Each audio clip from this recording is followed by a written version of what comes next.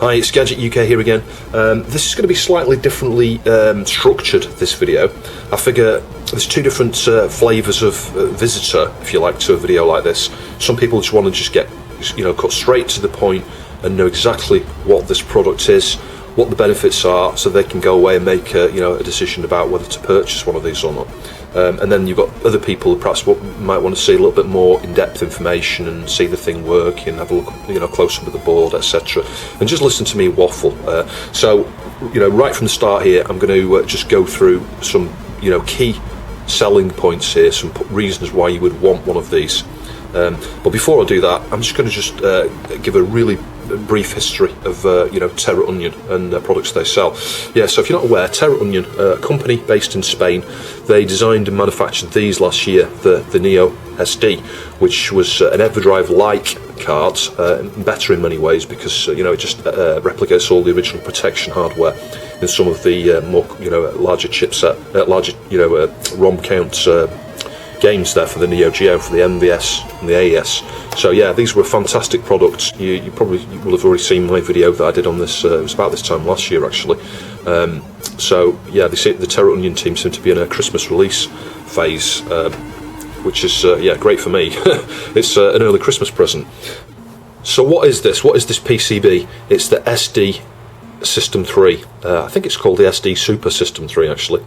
You can see their V1 proto. So I've been privileged for them to loan me a prototype for me to just get a flavour of what this is like, do some extended testing and stuff on my different PC Engine models and things here, and and just give it a thorough going over really over the next week or so.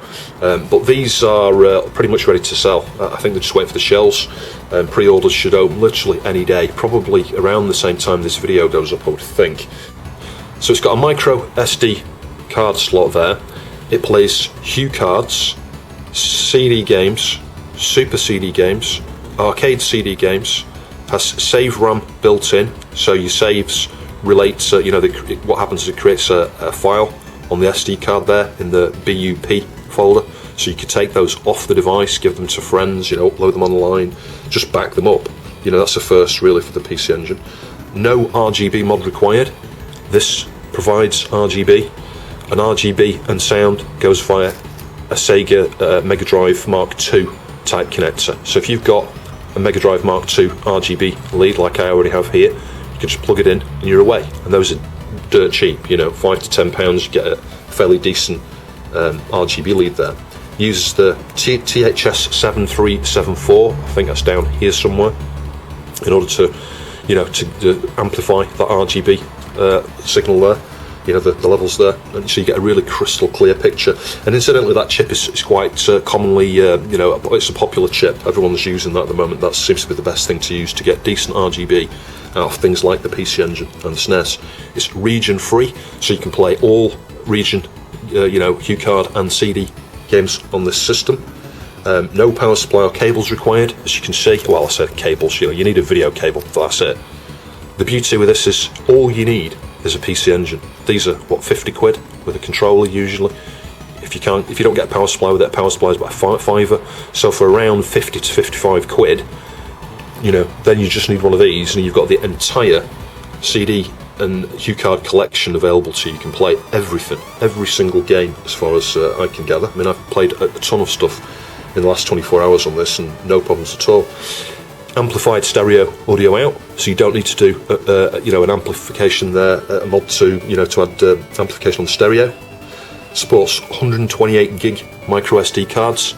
I'm currently testing with a 64 gig, but you can use 128 gig cards with this. And of course you can play all hacks, translations, home brews and things for both CD and HuCard based systems. So yeah, I'll perhaps put a link in the video down below if you want to jump ahead to the cost section, which I'll do at the end of this video, and just a final summary of why you should consider buying one of these. I mean, if you haven't, just if you don't want one of these based on what I've just said, you're crazy. You really are, because anybody who knows anything about my channel, I love the PC Engine. The PC Engine is a very capable machine. It really is, and it's got a fantastic library. There's something like 650 plus games available for this system, and there's a lot of love being put into the graphics and sound and the gameplay and stuff on those games.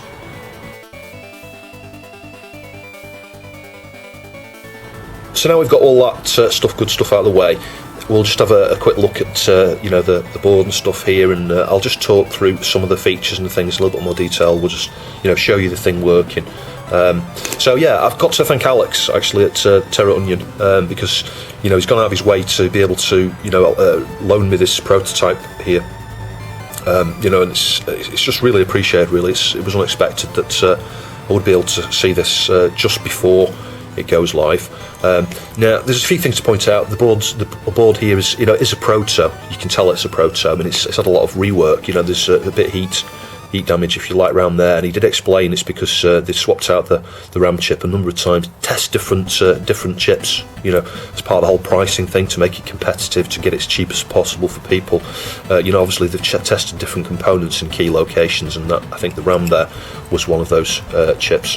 But as you can see, it's very similar. I think they used the same company to manufacture these that they used on the Neo SD cards. So in the middle of the board here, you can see we've got a lattice. I think that's an FPGA. You can see the part number on there, I think, hopefully.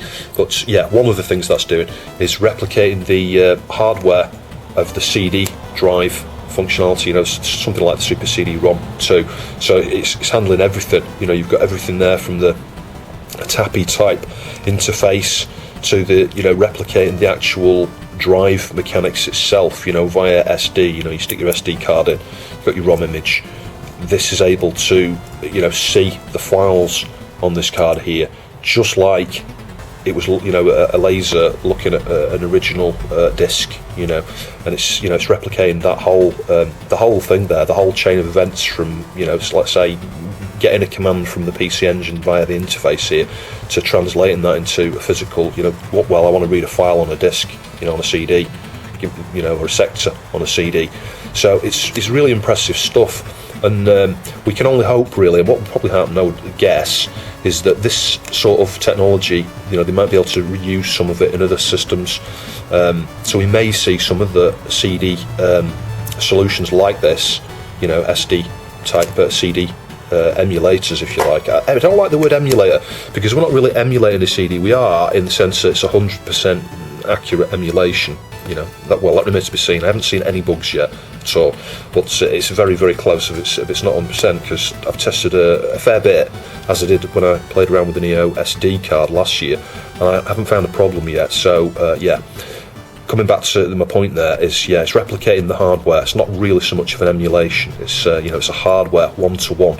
If you were to look at the timings and things of the buses and things, and the data that's going across each of the buses there, it's in theory it's pretty much exactly the same, 100%. There's if anything, there might be very subtle differences that they may tweak out. If there are anything like that, they may tweak out with firmware updates and stuff. But I haven't found a problem. To me, this is better than an actual CD-based system. So what else does it do? Well, I talked there in the intro about the RGB side of things. So you can see got a Sega Mark II RGB AV pin out there. It's not just RGB, it's got sound as well. So and you can see there, I think that's the THS7374, is it? Yeah, I think so. And stereo audio is amplified as well, so you get a decent audio level. And I know the reason I know that they haven't told me that, but the reason I know that is the audio level on my TurboGrafx 16 was like half as loud as it should be, and as soon as I plugged this in on the TV a minute ago and powered it on, it was twice as loud straight away. I thought, yeah, I can tell the volume level my TV set, this is amplified. And again, just comparing to the amp I've got in one of my other PC engines, that's at exactly the same level. So yeah, they've amplified the sound as well.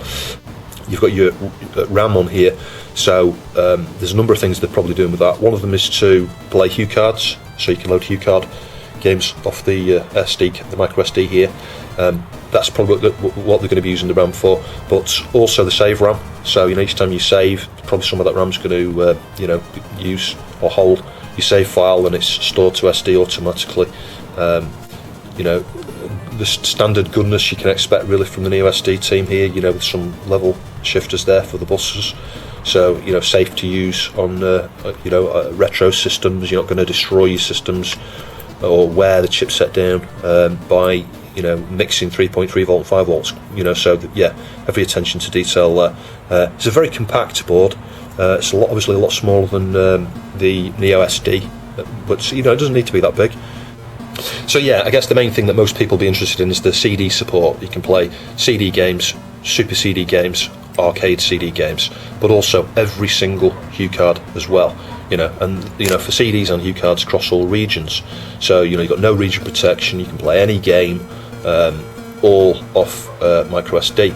Now, I've got about 20 games on here at the moment, and the entire HuCard collection, and I've used something like 10 gig out of a 64 gig card. So I would estimate if you had a couple of 64 gig cards, maybe 228 gig cards, you could fit everything. You could fit every single game, I think, over two 128 gig cards. You may even be able to do it with one 128 gig card. It supports the different system cards as well, so you can pick in the interface, I'll show you that in a minute, which version of the system BIOS, the system card you want to use to boot the system. So that's a really nice feature. And if you're new to the PC Engine, it cuts a lot of the stress out as well, because there's different tiers. I just mentioned them there a minute ago: the CD, Super CD, Arcade CD, and each one of those you need different system cards to play, different games and things. Because those system cards, they've got different amounts of RAM on. So there's like system card 1 to version 2, I think those have probably got the same amount of RAM on them. They might not do. There might be a difference between version 1 and version 2. I don't think so. I think the system card 1 and system card 2 have got the same amount of RAM. I think they're just a different version of the BIOS.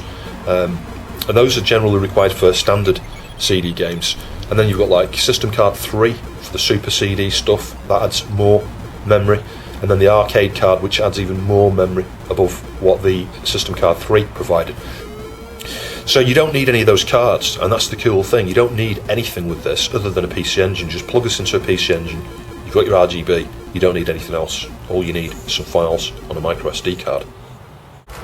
So you can see the lovely splash screen there, that's cool. And then we're up to we've got the interface up, much like the interface we had on the Neo SD. So select changes between the two tabs, can you see? HuCards, CD-ROM. So we'll test the HuCard first, and you just use the D-pad there to navigate up and down. You'll see along the bottom down here it shows you the controls. So I think select is switch, run loads a game, or select an option, and then you've got options there, which is button 2. If I press that, you can see the configuration settings you can choose from there. And of course these are subject to change. Firmware updates which may come out in future might bring more features, give you additional options and things. You can see that you can boot to the last game. I didn't have that on there initially, and it was just automatically loading the game every time I switched it on, and I did wonder how to get back to the main interface here. And the way you do that is, if you've got that switched on there to boot, is when you switch the system on, just hold start down, just a bit like you do on the Neo SD. So that works really well. You can see there's an in-game trigger. It says enable in-game trigger. I've got that switched on. Now it won't work on this prototype because this prototype's missing a few wires.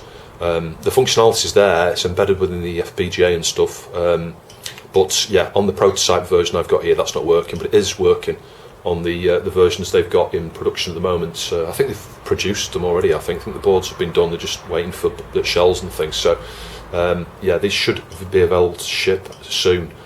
Fast CD-ROM starts. So if you've got that set, it automatically, just loads everything much quicker. I think it presses the start button for you, because normally I think when you stick a CD-based system game in, it pops up with the, press run to start the game or whatever, and you don't have to do that. It just loads really quick. So that's a nice option just to speed up loading.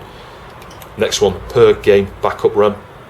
So as I mentioned, any games that save to backup RAM, that happens automatically as long as that's ticked there. You get a file, separate file, unique file generated for each game that matches the ROM name, and those sit in the BUP folder. The next option there is enable arcade card. So with that enabled, it's like you've got an arcade card plugged in there. You've got the additional RAM that card is providing. So there's I think there's several arcade games. They will all work fine. And then the final option there is the select CD-ROM system card. So this is a really cool feature. If I hit the one button, you can see it's given me a list of the different BIOSes there. Now these need to sit in a folder called BIOS in the root of USD. So you can see I've got all the versions there, 2.1, version 1, 2 different revisions of version 1 actually there, 2.01, system version 3, and then I've got 3.01 and 3.10 I think. I think there's a few different versions there. One of them might be a patched, hacked version or something. But yeah, anyway, so you can select, and you can see the green tick there, that's the one I've got selected currently, version 3, the vanilla version 3. So we'll go back. So we'll select a ROM. So the way you do that is just find your ROM folder. You can have other folders in there. I've created one called HuCard. So we'll go into the HuCard folder and you press Run to select it. You can see it's listed the folders there. That first one says up, so you can go back up a folder, and then you've got your directory. So I've got 0, A, B, C, D, E, all the way down to Z. And I think there's a homebrew one as well somewhere. So if we just find a game, let's go into there, I think. So press Run, and you can see, it just lists the games in that folder. Now down the right hand side, you can just about see down there, that's for a preview. So like the Neo SD, there's a piece of software you will be able to use for this, with this, and produce your own custom artwork and choose as you can see some of the things down here, the genre, the year, etc., and filter options. But that's obviously due to come out soon. It might be a post-release thing. I think it's all working and tested. It's one of these things where it just needs someone to go away and start creating images, and the criteria there, so that you can filter by that criteria. And obviously that's a time-consuming thing, but that's it's fantastic. I think it's a 10 out of 10 product without that, to be fair. So that's just adding that extra finishing touch in. But yeah, so we just select a game. Just go down. I'm not sure what I'm looking for here. Let's see if we can find one. Let's try that Ninja. So I'll hit start, and you'll see it's just instant, straight in there, just like you'd expect. So that's replicating the Everdrive functionality, but giving you some nicer, nice things like the automatic save support, the RGB, the amplified audio as well, all just in one place. So I'll just turn that up a touch. Hang on. So as you can see, the picture, fantastic, absolutely fantastic. And the sound level is, it's definitely amplified. It's at a good level, nice and clear. So let's just try something else. And you'll see that if you just hover on the the file you got selected, it scrolls across, so you can see the extended file name there. So that's really useful. So you can see, is it the US version, the Japanese, is it hack? You can see that one's got H1 on the end there in brackets. That's a hack. So let's find Legendary Hacks. I think that's the first one. Let's give that a go. Again, instant loading, looks amazing, sounds amazing. RAM built in, save RAM that is. Fantastic. I love the music on this game. This is a really good, fun game as well, actually.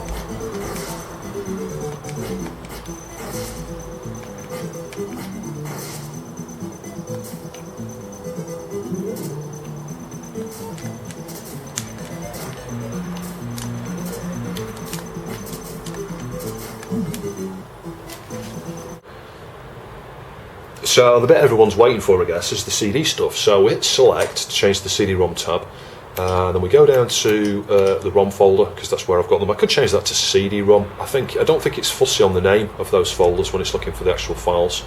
And you could, in theory, have them all just in one folder. You could just have a ROM folder with all your CD stuff, all your HuCards, and then use the select to toggle between the two things here. That's perhaps a good way to do it. So I've pressed the wrong key there. Let's just go back. So let's go back to CDs. Yeah, go into the ROM folder, and you can see these are the CDs I've got on here at the moment. So I've got a mixture of CDs, Super CDs, and arcade CDs on here. Now, the interesting thing with these, where the HuCards is just a file, isn't it? You've got a file, I forgot what it ends in, is it .pce? I can't remember. But the HuCards are just a single file on the SD card, and you can just stick them all in one folder, or split them into folders like I've done alphabetically. But with the CD-ROM stuff, the way those ROM images are, once you unzip them, and they do need to be unzipped. You'll find inside that zip a number of files. There'll be a Q sheet, a .q file, CUE, and that's critical. That's what it uses. That's what it needs. But it also then needs any of the other files that are in there as well, like the .bin files and .iso files, any of those sort of things, any binary files. So, for example, we're looking at Dracula X there, that top one. That's the English translated version. So this obviously you can play hacks and translations and everything on here. But that particular game has got, as an example, has got, I don't know, 20 soundtrack .bin files, I think they are, or .wavs or something, I don't know, and then the Q sheet as well. So what you've got to do is create a folder, and I'll show you this in a minute briefly on the PC. Create a folder for each game and put the files into that folder, and then when the interface here goes into the actual main folder with a list of folders, if you like, it lists the folder names here as the game. So that represents the folder name of Dracula X, which I'll show you in a sec. So you can play it as well as all the original commercial games. You can play homebrews and hacks and translations and stuff. So if I load that, you'll see it's instant. You saw the CD-ROM system menu pop up there just immediately when it was booting. Straight into the game. If anything, it's a bit quicker than an actual CD system because you've not got all those analogy delays and things. Just turn that down a bit.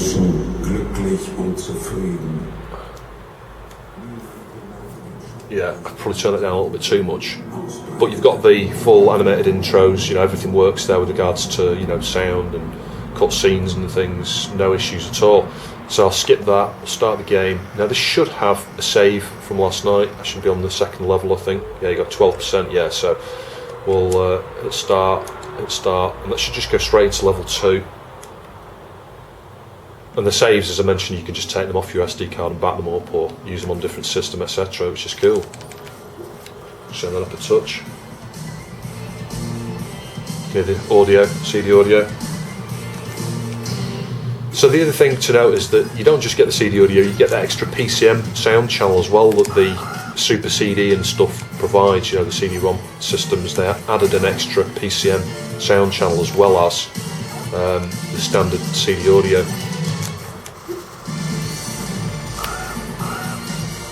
Very cool. So sorry about the refresh rate there, you can see lines coming down the display on my monitor here. Just the root of the SD card here, you can see you've got a BIOS folder and you just stick your .pce, arcade ROM and system ROMs and stuff in there. So that's your CD BIOS folder, and you've got the BUP folder, BUP. You can see we've got a backup there, that's at the end in .bup. So that's one for my Dracula save you saw me playing earlier. And then your HuCard folder, I've just got my A to Z folders in here, and in each folder I've just got the .pce files there. Just go back. So in the ROM folder, this is where I put my CDs. If I just filter, not really filter, show the details, you can see these are the folders I've got in there. So like Dracula, for example, just go in there, you can see, show the details. You can see we've got a bunch of files. We've got WAV files there for the audio tracks. We've got the ISO, and then I'll just point the camera down a little bit. You can see down here we've got the Q sheet down at the bottom. So that's all you need to do is within each of the folders there. That's where you stick the contents of the zip that you download that contains, all the files for that particular game. So I thought I'd just quickly show you a few of the games here. You can hear the CD audio track there.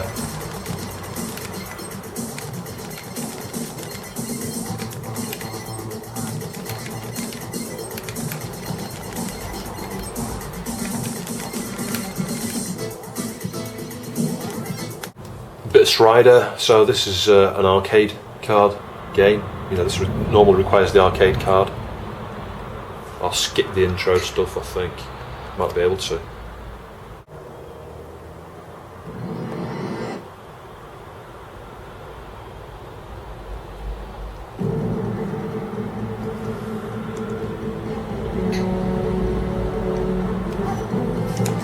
Excellent.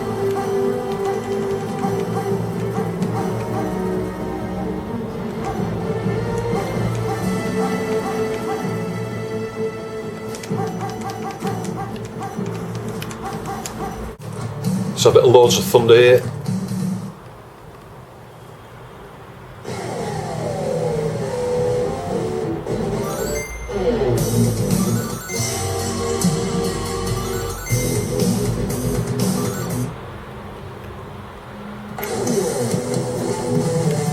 Yeah, so looking and sounding absolutely awesome. You know, the RGB picture there is crystal clear, and the sound is just fantastic.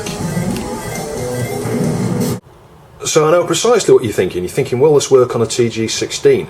So as you can see, this is the TG16 I did the mod to on the previous video there. These will be coming off now, because you know, I will be getting one of these. Now the shell is going to be slightly different. It's going to need to be, you know, to accommodate the depth here, as I mentioned in the previous video actually. You know, they're not exactly the same distance, you know, of travel there.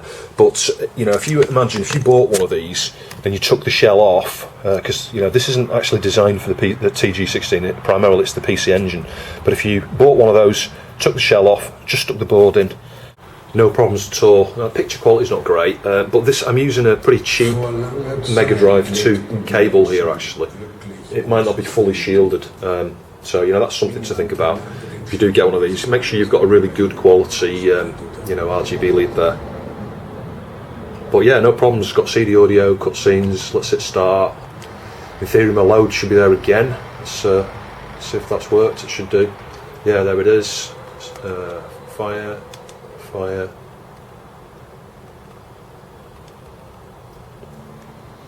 Wow. So yeah, this is a solution for the TG16 as well, even though it's not, let's say, directly targeting that. It just works, which is bound to do, I guess, because the interface is the same. The only thing with things like this is obviously, you know, it's subject to testing on the TG16. I will do more testing on this. But just because of the board layout, you know, traces being a bit longer, there might be the odd thing where they need to, you know, do a TG16 firmware fix. But like I say, just to be clear, to reiterate, this is the PC engine, this product initially. That's what it's been tested against. This is just the first time, I think, as far as I understand, that anyone's tested it on the TG16.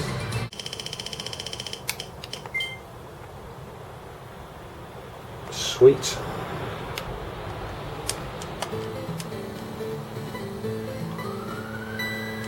Yep, I would suggest that's working fine.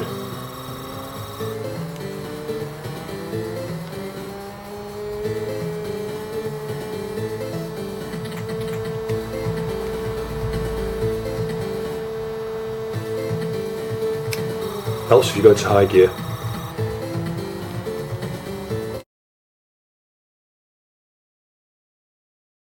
So yeah, working totally fine with the TG16 there. I'm surprised. I'll let the Terra Onion team know about that.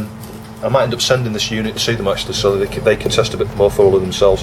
But I might not need to do that. If I don't find any problems, there's no reason. So yeah, that's a pleasant surprise. If you've got a TG16, this is a product for you as well. Like I say, in the first instance, you might want to remove the shell, but I'll let them know now. Maybe they'll be able to customise a shell for the TG16. They might be able to do a separate shell or something at a later date. So I don't know. We'll just see where that goes. But it's fantastic nevertheless. So the temptation is to show you hundreds and hundreds of games, all the games I love and stuff. There's, you know, just no point to that really, and I may follow up in a future video, maybe when I do a retro ramble or something where I just play through a bunch of games and you can see it running and stuff. But you know, trust me, so let's say over the last 24 hours I've tested, you know, in my spare time I've tested an awful lot of games so far, no problems at all. Obviously I need to get further into some of the CD games, you know, and I'll admit that's one of the concerns that people have when testing. You know, it's all very well testing things for 10 minutes per game and stuff and you see no problems. So I need to spend more time doing that, and the testers that are testing, you know, and Terra Onion themselves have been doing that as well.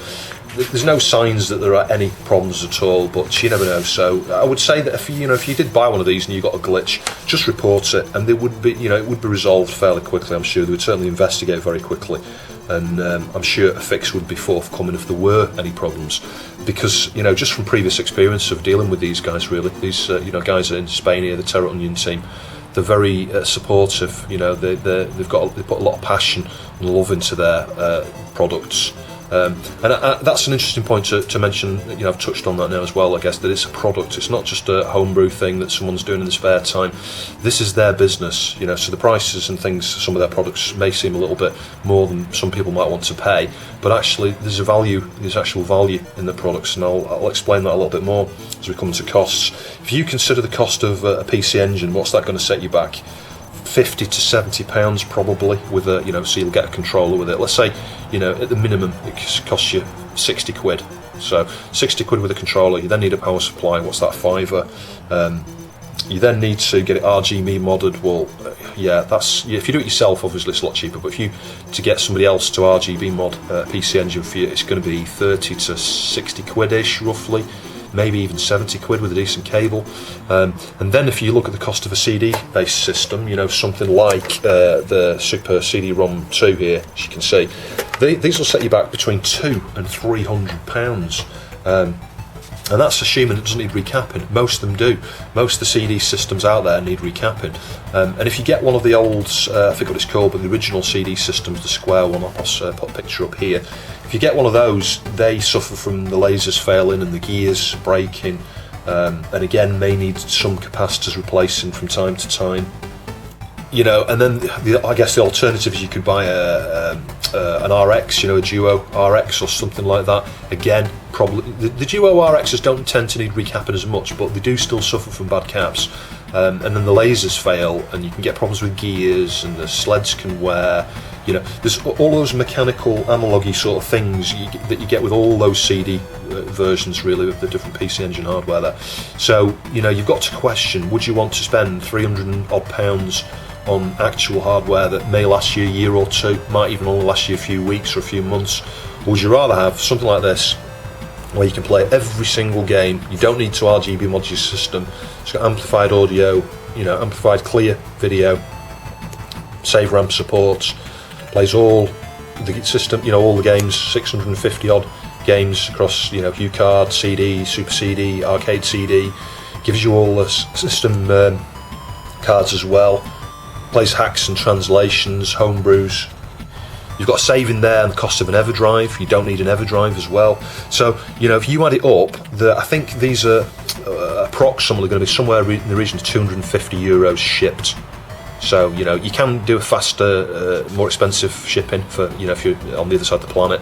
That's with UPS, and that's an additional €20, I think. But for €250, that's a lot of money. More so for us Brits, actually, because of the exchange rate. Probably works out a bit better if you're in certain parts of Europe. But I mean, for me here, that would equate to about £220. Well, a Super CD-ROM, let's say one of these, £200 straight away. So, is it worth it? I would say absolutely, absolutely. I would personally rather have one of these than an actual Super CD-ROM, based on the amount of effort that I know is required to recap one of those. You know, you'll spend 2 or 3 hours messing with a Super CD-ROM 2, just recapping it. And then there's the laser, you know, and the mechanical side of it. So yeah, I think absolute value for money. It is a lot of money. It is a lot of money, don't get me wrong, but it is value for money when you look at the cost of what else you would need to spend to get the RGB, you know, the system cards, the you know, the system, the CD-based system itself. You know, if you look back at the original Square CD system, you need the interface and stuff as well. You know, the carry case and stuff for that. A lot of those are beaten up and broken, and you have reliability problems there with the connectors and things like that. So, and then again, you know, coming back to reliability, it isn't just about the hardware themselves. If you consider discs, you know, having to download the ROMs, but you know, we need to download the ROMs anyway to steal money. But downloading the ROMs is an issue. You know, burning them onto a CD, getting your burn speed right, getting the right kind of media. CD media is, you know, susceptible to scratches. CDRs over the years, you know, you leave, you know, you've got your CD collection now, burnt CDR, and you think, great, I've got all the games I want. Give it 10 years, revisit some of those games, you'll find you've lost a few bits and bytes off them. You know, at just ambient light in a room where you've not got much direct sunlight in there, CDR media does not last forever. It's got a finite lifespan. Something like this, you know, your SD card, yeah, you still got wear and tear on an SD card, but generally, once games are written on there, that's going to last pretty much forever, and it's really easy just to copy onto a second SD card. So, yeah, I think these are absolute value for money, and I'm blown away yet again, by the Terra Onion team. They've produced another wonderful product that's, you know, serving the retro gaming community really well here. And it just excites me really to be able to, you know, test and play with a product like this, and make me wonder what on earth they're going to come up with next. Really, I can't wait for the next products. So coming back to the cost thing again, something else to consider is the cost of the cards. You know, an arcade card, you know, the system cards you need to, you know, to boot various types of games, they're sort of 40, 50, 60 quid each. You know, I've seen those arcade cards sell for as much as £70. That's absolutely crazy, and they're getting less in numbers. So, like I say, you add up the cost of a system, the CD bit, the arcade card, everything you need to get up and running here, including an Everdrive, you're well over the cost. You might be getting on for 50% more than the cost if you just got one of these, certainly with the Rgb mod and the audio mod and stuff as well. And the beauty is, like I say, all you need is, either something like that. This is pretty dirty and beat up, I need to fix this. Either something like a CoreGrafx 2, or just a standard white PC engine as you've seen, or the TG16, that's all you need. Bear in mind, let's say the TG16 might need a different shell, but as we saw earlier, that is actually working. So just to summarise and close up here, another fantastic, absolutely jaw-dropping product really from the Terra Onion team. It makes me excited to see what the future holds for these guys, what other products are going to come our way. I'm highly appreciative of Alex for, I had a conference call with him the previous week actually, all the way from Spain. He was on the way to the factory somewhere and he was telling me, how excited he was about, the way this product was going to be received and stuff, that people would hopefully be, really blown away with it. And, the passion and love and enthusiasm that goes in, with those guys there, the attention to detail, it's just second to none really. It's just amazing. So these should go on pre-order very soon, and if you've got any Christmas spending money left, maybe even if you haven't, find the nearest credit card, and maybe consider putting one of these on your wish list to Santa this year. I wish you all a good Christmas and a happy New Year. Thank you very much for watching.